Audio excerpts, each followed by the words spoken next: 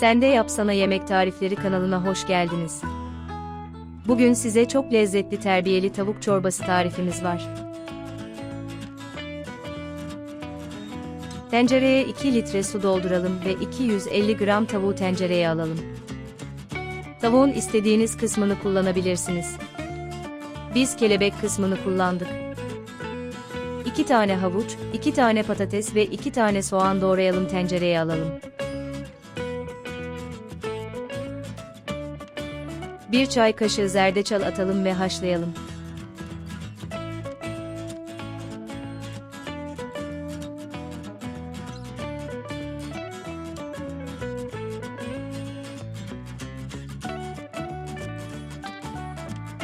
Tavuk yumuşayınca tavukları ayıralım ve hepsini didikleyelim.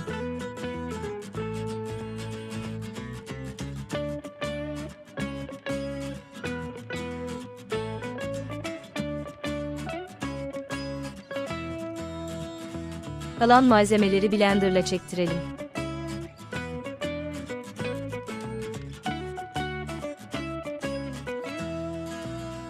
Kanalımıza abone olmayı unutmayınız.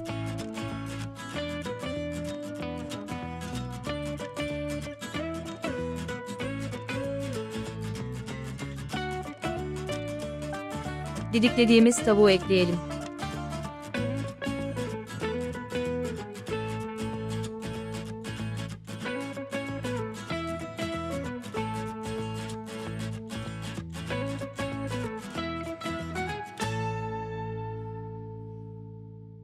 Çorbamızı terbiye edelim. 3 yemek kaşığı yoğurdu kaba alalım. 1 tane yumurta kıralım.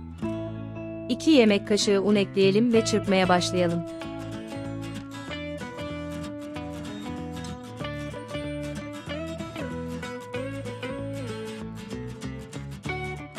Çorbamızı temperleyelim. Bunun için çorbadan 2-3 kepçe kadar kaba alıp sürekli çırpalım. Sonra kabı tencereye dökelim, karıştırmaya devam edelim. Bu işlemi çorbanın kesilmemesi için yapıyoruz.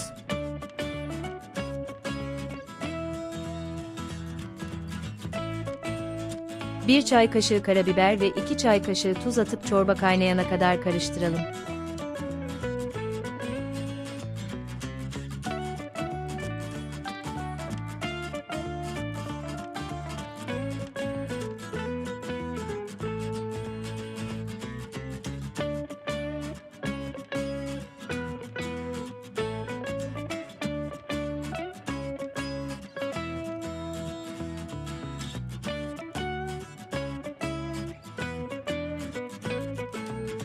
Daha çok kişiye ulaşmamız için tarifimizi beğenmeyi, yorum yapmayı unutmayınız.